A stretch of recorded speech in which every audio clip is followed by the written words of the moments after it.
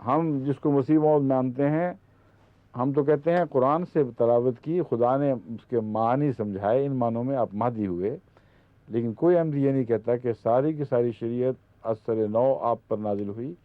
ہاں، بعض آیات قرآنی بعض خاص ضرورتوں کے پیش نظر جو اس زمانے کی ضرورتیں تھیں ان کی طرف توجہ دلانے کے لیے، اور بعض اہم کاموں کی طرف آپ کو بار بار متوجہ کرنے کے لیے کہ تیرا کام کتنا وسیع، کتنا عالمگیر ہے، آپ کو وہی الہامات ہوئے جو اس سے پہلے کم تر اور چھوٹے دائرے میں محدود ان بزرگوں کو ہوئے جن کا تمہارے نزدیک حضرت مسیح علیہ السلام سے بہت بڑا مرتبہ ہے۔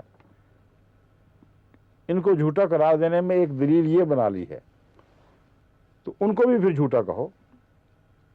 یہ کون سا انصاف ہے کہ جھوٹ کی ایک دلیل ایک جگہ استعمال کرتے ہو کھل کر اور بے دریغ استعمال کرتے ہو، اور وہی دلیل بین ہی جب کسی اور کو جھوٹا ثابت کرتی ہے تو وہاں سے اپنی ہاتھ کھینچ لیتے ہو، اپنی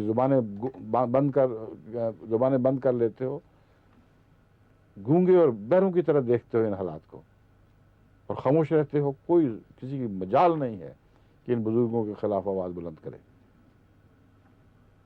حضرت ابن عربی، محی الدین ابن عربی کے خلاف بھی تو کہو نا، پھر وہی بات۔ یہ حال ہے ان مولویوں کا جن سے ہمیں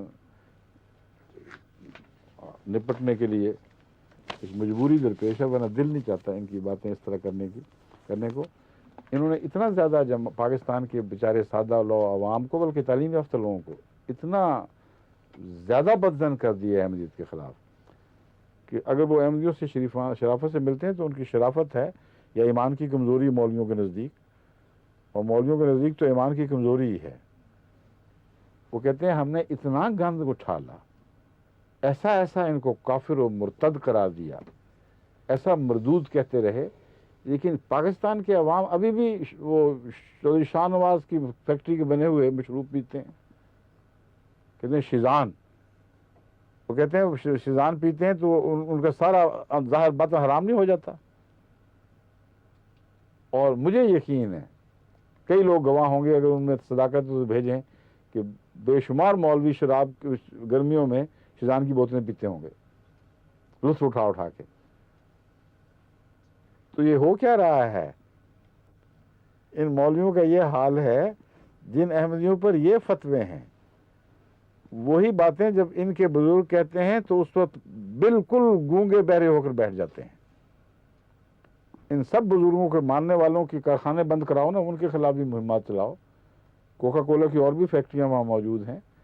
میں شیزان کے حق میں کچھ نہیں کہہ رہا، میں صرف مثال دے رہا ہوں کہ ان لوگوں کا حال یہ ہے کہ اس بات کے جرم کو اپنی طرف سے جرم ثابت کر کے پھر اس طرح تتبع کرتے ہیں کہ پاکستان میں ہر احمدی کی زندگی اجیرن ہو جائے، حرام ہو جائے، ان کے ساتھ مکمل بائیکاٹ ہو جائیں، اور وہی عقیدے ان کے بزرگوں کے اپنے تسلیم شدہ وہ ان کی کتابوں میں بارہا لکھے ہوئے، اور اس کے خلاف ٹس سے مس نہیں ہوتے۔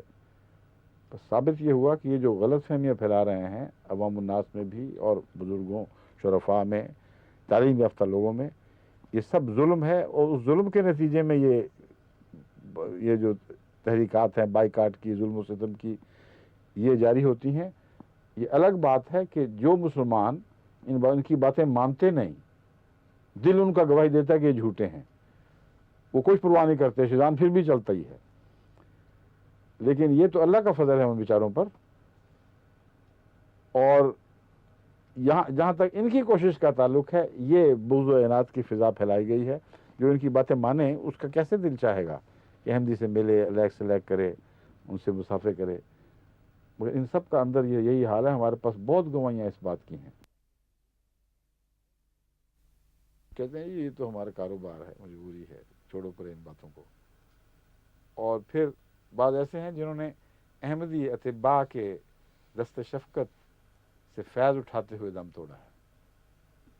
مولوی ظفر علی خان صاحب ساری عمر مخالفت بیچارے کرتے رہے، مگر جب مری میں ان کے آخری دن تھے تو ساری قوم چھوڑ بیٹھی تھی، ان کو کسی کو پرواہ نہیں تھی ظفر علی خان کہاں گیا اور کیا کیا کہتا تھا۔ جب تک ان کی زبان چلتی، جب تک ان کا قلم رواں تھا، خوب لکھا کرتے تھے، اس میں کوئی شک نہیں۔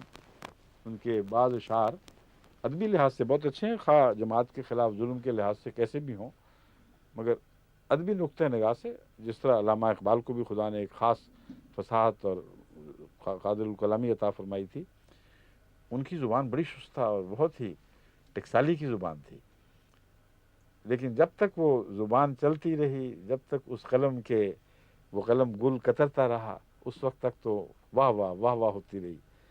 جب وہ آخری عمر کو پہنچے، بیمار ہوئے، سب چھوڑ چھاڑ کے بیٹھ گئے۔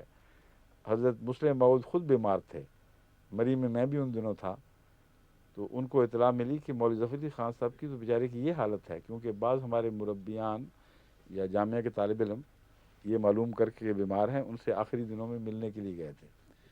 انہوں نے جو حالت قسم پرستی کی دیکھی ہے، بہت پریشان ہوئے، حضرت مسلم موعود کو پیغام بھیجا، حالانکہ خود اس وقت ضرورت تھی، ہر وقت ڈاکٹر ہے، آپ نے اسی وقت ڈاکٹر حشمت اللہ خان صاحب کو اور حکم دیا کہ بلا تاخیر فوراً چلے جاؤ، اور کچھ نہیں ان کو اور کہنا، صرف ان کی بیماری کی خدمت کرنی ہے، ان کو دوائیں دینی ہیں، ان کا علاج کرانا ہے۔ چنانچہ کوئی چھیڑا نہیں گیا، کہیں یہ نہیں کہا گیا کہ تم کیا کیا کرتے تھے، ہم کیا کر رہے ہیں، اور اللہ تعالیٰ کے فضل کے ساتھ وہ احمدی طبیب کے فیض سے فائدہ اٹھاتے ہوئے انہوں نے اس حالت میں دم دیا ہے۔ مولوی تعالیٰ صاحب بخاری بیچارے ساری عمر جماعت کے خلاف بولتے رہے، اور ایسے سے پھکڑ تولتے رہے کہ جواب نہیں تھا اس کا۔ عوامی مقرر تھے، جب بولنے پر آئیں تو بس پھکڑوں کے دریا بہا دیا کرتے تھے، اور ان کے اوپر پھر ہمارے عبد المجید صاحب سالک نے بھی خوب پھپتیاں کسی ہیں شاہ صاحب کے اوپر، بہت ہی پرلطف کلام ہے ان کا بھی۔ آپس میں اس طرح یہ ایک دوسرے کے ساتھ چٹکلے کرتے تھے، مجلسوں سے الگ ہو کے جب بیٹھتے تھے تو قطعاً وہ انہیں تعصبات نہیں دکھایا کرتے تھے، بے تکلف بعض باتیں تسلیم بھی کر لیا کرتے تھے، کہتے ہاں یہ تو ہمارے سلسلے چل رہے ہیں۔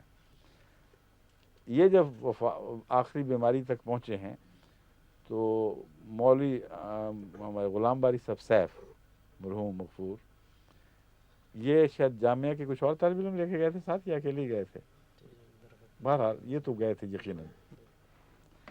ملتان پہنچے ان کی عیادت کے لیے، ان کو تعارف کرایا، ہم کون ہیں، کہاں سے آئے ہیں، جامعہ احمدیہ کے پروفیسر ہیں۔ فالج سے بیچارے معذور پڑے ہوئے تھے بستر پر، کوئی قریب پاس نہیں پھٹکتا تھا، اپنے گھر کا کوئی بچہ شاید معمولی خدمت کر رہا تھا، بڑی ہی قابل تکلیف حالت تھی۔ تو مولوی صاحب نے حال پوچھا تو کہتے کیا حال پوچھتے ہو، زبان نکالی باہر، کھینچی ہاتھ سے کہ یہ کتیا جب تک بھونکتی رہی، قوم داد تحسین دیتی رہی، واہ واہ کرتی رہی، پھول نچھاور پیسے پھینکتی رہی، اب یہ کتیا جب سے بیمار بند پڑی ہے کوئی نہیں پوچھتا۔ یہ بھی ان کی فصاحت و بلاغت کا ایک انداز تھا۔ اس طرح کی زبان جو اپنے متعلق بھی استعمال کر لیتے تھے تو دوسروں سے ویسی زبان استعمال کرنا کوئی تعجب کی بات نہیں تھی، مگر وہی زبان ان کو لے بیٹھی۔ آخر پہ کیا ثابت ہوا، اپنے منہ سے وہ اقرار کرتے ہیں کہ یہ حالت تھی اس زبان کی۔ تو ان علماء بیچاروں کا یہی حال ہے، اللہ ان پر رحم فرمائے۔ اور آخری وقت پہ پھر جماعت ہی پھر ان کو پوچھتی بھی ہے، ان سے حسن سلوک کرتی ہے، اور یہی میری نصیحت ہے جماعت کو کہ ان کو جو بات کہتے پھریں ہم مجبوراً جواب دیتے ہیں، اور حقیقت میں ان کے لیے ہمدردی ہے۔ ہماری دعا تو ان کے متعلق یہی ہے، یہی رہے گی کہ اللہم اہد قومی فانہم لا یعلمون۔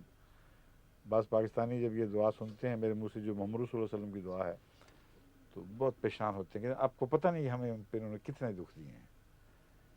میں ان سے کہتا ہوں مجھے نہیں پتہ، اللہ کا تو پتہ ہے۔ حضرت محمد رسول اللہ کی دعا ظالم کے حق میں تو نہیں سنی گئی تھی، جب دو میں سے ایک مانگا، یا دو کے حق میں دعا تو کی تھی نا، ایک ابو جہل اور ایک عمر۔ تو ابو جہل تو اسی نحوست کی زندگی موت مر گیا، اور حضرت عمر کو اللہ تعالیٰ نے اندھیروں سے کھینچ کے نور میں داخل فرما دیا۔